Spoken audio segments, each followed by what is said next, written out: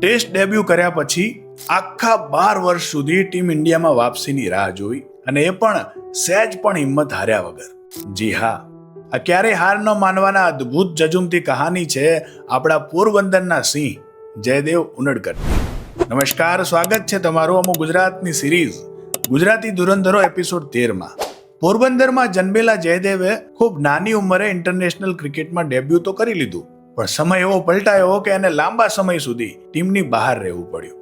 કોઈ પણ સામાન્ય ખેલાડી આટલી ઉપેક્ષા પછી તૂટી જાય, પણ જયદેવે હાર સ્વીકારવાના બદલે ઘરેલું ક્રિકેટના મેદાન પર લોહી પરસેવો એક કરવાનું નક્કી કર્યું.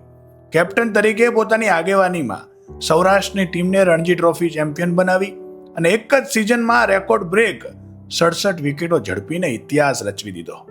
એની આ જ અડગ મહેનતનું પરિણામ હતું કે 12 વર્ષ અને 118 ટેસ્ટ મેચોના સૌથી લાંબા અંતર પછી જ્યારે એણે ફરી ટીમ ઇન્ડિયાની જર્સી પહેરીને મેદાન પર વાપસી કરી, ત્યારે આખા દેશની આંખોમાં જાણે ખુશીના આંસુ હતા.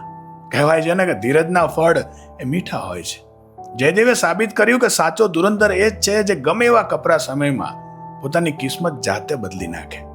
આવા જ અવનવા વિડીયો જોવા હાલ જ જોડાઓ અમુ ગુજરાત સાથે.